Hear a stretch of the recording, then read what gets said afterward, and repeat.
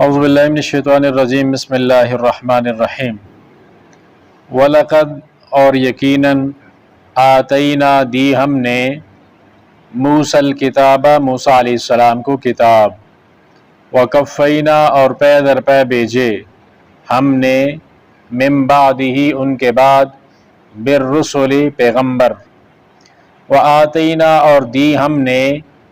عیسیٰ ابن مریم البینات عیسیٰ بن مریم کو واضح نشانیاں وَأَيَّدْنَاهُ اور ہم نے اس کی مدد کی بروح القدس پاک روح کے ساتھ أَفَكُلَّمَا پس جب کبھی جاءکم آ گیا تمہارے پاس رسولم کوئی پیغمبر بما لا تہوی جس کو ناپسند کیا انفسکم تمہارے دلوں نے استکبرتم تم نے تکبر کیا ففریقاً پس ایک گروہ کو کذبتم تم نے جھٹلایا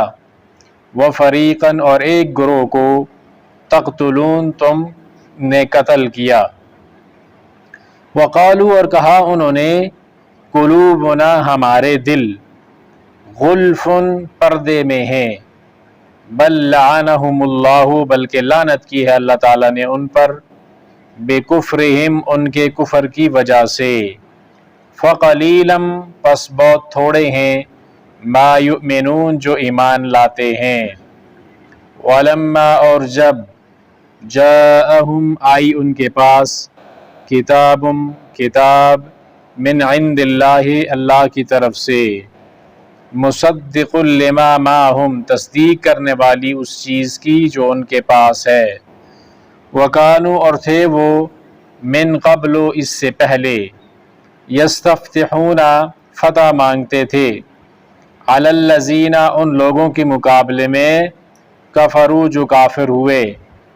فلما پس جب جاءہم آیا ان کے پاس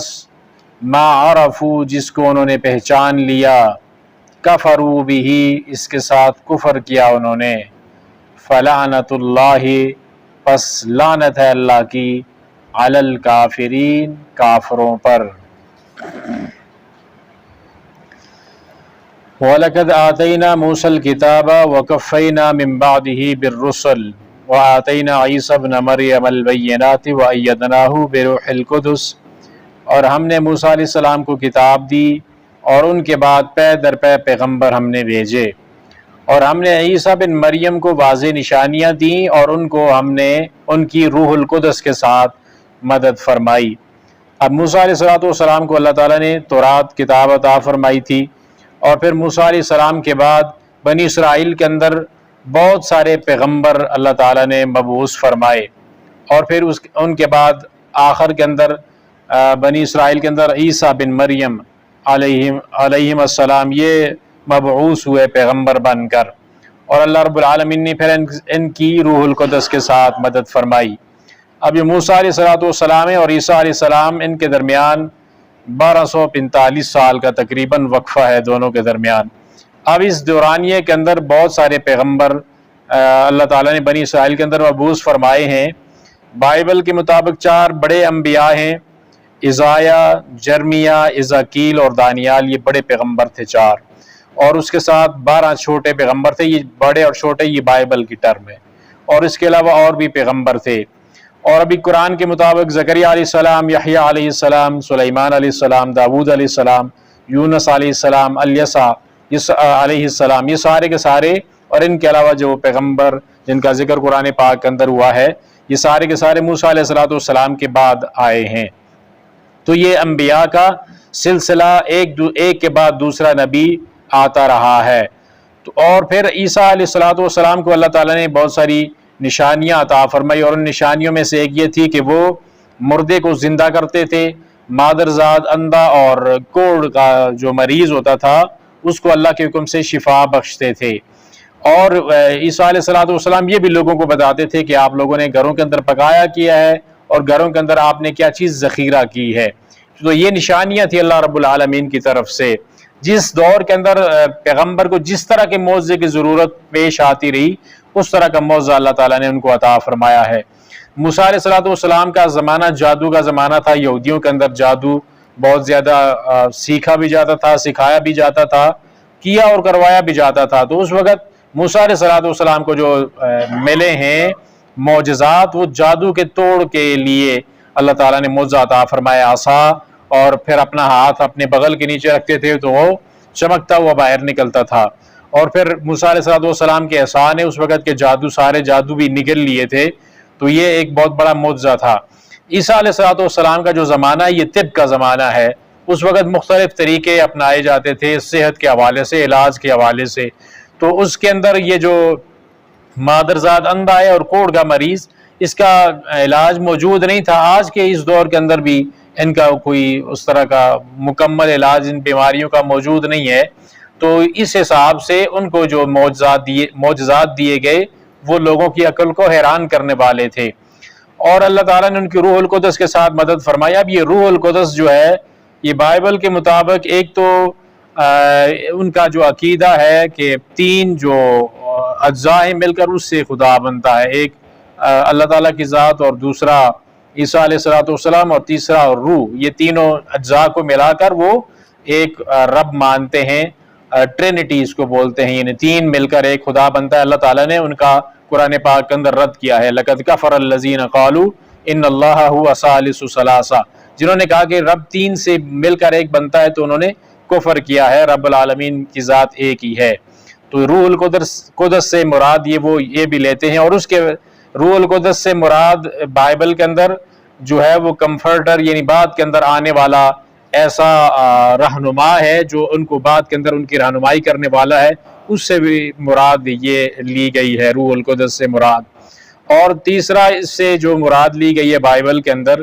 وہ اسپرچول گفٹ ہے، یہ روح القدس سے مراد۔ لیکن یہ جو روح القدس ہے اس کا صحیح اور اصلی معنی جبریل امین ہے، کہ اللہ تعالیٰ نے عیسیٰ علیہ السلام کی مدد جبریل امین کے ذریعے سے فرمائی۔ اب یہ روح القدس سے مراد جبریل امین ہے، اس کی دلیل کیا ہے؟ صحیح البخاری کی حدیث ہے 6152، اس کے اندر اللہ کے نبی صلی اللہ علیہ وسلم نے حضرت حسان بن ثابت رضی اللہ تعالیٰ عنہ سے کہا تھا کہ جب کفار نے آپ علیہ السلام کی اشعار کے اندر ہجو کی تھی اور آپ کی گستاخی کی تھی، تو آپ علیہ السلام نے حسان بن ثابت سے کہا تھا کہ اللہم ایدہ بروح القدس، آپ جو ہے میرا اس کا جواب دو کافروں کو اشعار کی زبان کے اندر۔ تو آپ نے پھر دعا دی تھی حسان بن ثابت رضی اللہ تعالیٰ عنہ کو کہ اللہ روح القدس کے ساتھ اس کی مدد فرما۔ اور روح القدس سے مراد جو صحیح البخاری کی حدیث نمبر 3213 ہے، آپ علیہ السلام نے یہ بھی فرمایا تھا وَجِبْرِيلُ مَعَكَ، جبریل آپ کے ساتھ ہیں۔ تو روح القدس سے مراد جبریل امین ہے۔ أَفَكُلَّمَا جَاءَكُمْ رَسُولٌ بِمَا لَا تَهْوَىٰ أَنفُسُكُمُ اسْتَكْبَرْتُمْ فَفَرِيقًا كَذَّبْتُمْ وَفَرِيقًا تَقْتُلُونَ، جب بھی تمہارے پاس پیغمبر آتے رہے بنی اسرائیل کے لوگوں، جس کو آپ لوگوں نے پسند نہیں کیا تو آپ لوگوں نے تکبر کیا، اور کچھ ایسے بھی انبیاء تھے کہ جن کو تم نے جھٹلایا، اور بعضوں کو تم نے قتل بھی کر دیا۔ عیسیٰ علیہ السلام کو انہوں نے قتل کرنے کی کوشش کی تھی، اور اس سے پہلے بھی دیگر انبیاء کو انہوں نے قتل کیا ہے۔ وَقَالُوا قُلُوبُنَا غُلْفٌ بَل لَّعَنَهُمُ اللَّهُ بِكُفْرِهِمْ فَقَلِيلًا مَّا يُؤْمِنُونَ، اور انہوں نے کہا کہ ہمارے دل پردے کے اندر ہیں۔ پردے سے مراد یہ ہے کہ ہمارے دلوں کے اندر ایک ایسا غلاف اوپر چڑھا ہوا ہے کہ ہمارے اوپر کوئی بھی بات ہدایت کی اثر نہیں کرتی، یعنی قرآن پاک کی کوئی آیت یا نبی مکرم صلی اللہ علیہ وسلم کی کوئی بھی بات ہمارے اوپر اثر نہیں رکھتی، ہمارے دل پردے کے اندر ہیں۔ بل لعنہم اللہ بکفرہم فقلیلا ما یؤمنون، اللہ تعالیٰ نے فرمایا کہ یہ تمہارے دلوں کے اوپر پردے نہیں ہیں، بلکہ اللہ نے تمہارے کفر کی وجہ سے تمہارے اوپر لعنت فرمائی ہے، تو بہت تھوڑے ان کے اندر ایمان لانے والے ہیں۔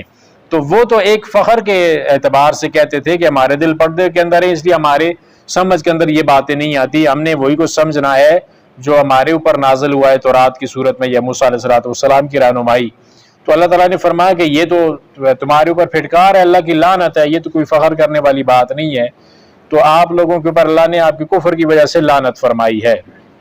وَلَمَّا جَاءَهُمْ كِتَابٌ مِّنْ عِندِ اللَّهِ مُصَدِّقٌ لِّمَا مَعَهُمْ، اور جب ان کے پاس وہ کتاب آ گئی اللہ کی طرف سے جو تصدیق کرنے والی ہے اس چیز کی جو ان کے ساتھ ہے، یعنی قرآن پاک جب اللہ تعالیٰ نے نازل کر دیا تو یہ قرآن پہلی تمام کتابوں کی تصدیق کرنے والی کتاب ہے، اور پہلے تمام انبیاء اکرام کی بھی تصدیق کرنے والی کتاب ہے۔ ان کا جو بنیادی پیغام تھا اسی پیغام کو آگے مستقل بنیادوں کے اوپر بیان کرنے والی کتاب ہے۔ وَكَانُوا مِن قَبْلُ يَسْتَفْتِحُونَ عَلَى الَّذِينَ كَفَرُوا، اور یہ جو بنی اسرائیلی تھے، یہ ان کا رویہ یہ تھا کہ پہلے وہ فتح مانگتے تھے کافر لوگوں کے مقابلے میں، یعنی جب ان کا لڑائی ہوتی تھی کافروں کے ساتھ تو وہ اللہ تعالیٰ سے یہ مدد مانگتے تھے کہ اے اللہ ہماری مدد فرما، اور جو آخری نبی کریم صلی اللہ علیہ وسلم مبعوث کیے جائیں گے تو اس کی خبر بھی ان کو لوگوں کو دیتے تھے کہ جب وہ نبی آخری نبی آ جائے گا تو ہم اس کے ساتھ مل کر اے مشرکو آپ کا کام تمام کریں گے اور آپ کے ساتھ لڑائی کریں گے۔ لیکن انہوں نے کیا کیا؟ فَلَمَّا جَاءَهُم مَّا عَرَفُوا كَفَرُوا بِهِ، جب یہ نبی صلی اللہ علیہ وسلم آ گئے تو انہوں نے پہچان بھی لیا کہ یہ اللہ کے نبی صلی اللہ علیہ وسلم یہی آخری نبی ہیں، کیونکہ نشانیاں ساری کی ساری تورات کے اندر موجود تھی۔ ایسا نہیں تھا کہ انہوں نے پہچانا نہیں تھا، ساری نشانیاں جاننے کے بعد ان کو پتا تھا کہ یہ آخری نبی ہیں، جاننے کے باوجود انہوں نے کفر کیا، نہیں مانا اللہ کے نبی صلی اللہ علیہ وسلم کو، آپ کے اوپر اترنے والے قرآن کو اور آپ کے پیغام کو۔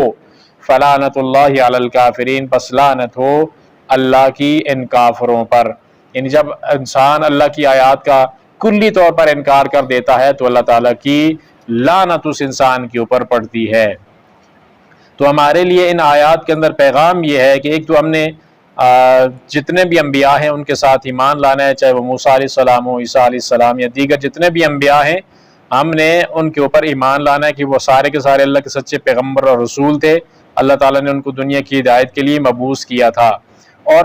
پیغمبر کوئی بھی ہو اور جو ہمارے پیارے نبی صلی اللہ علیہ وسلم ہے، ان کا کوئی بھی پیغام ہے، اس پیغام کے آگے ہم نے تکبر نہیں کرنا بلکہ ایمان لانا ہے، اور کسی طرح کی بھی کوئی بغاوت والا معاملہ نہیں کرنا، کیونکہ جب انسان واضح دلائل کے مقابلے میں بغاوت کرنے لگتا ہے تو اللہ تعالیٰ کی لعنت اور پھٹکار اس انسان کے اوپر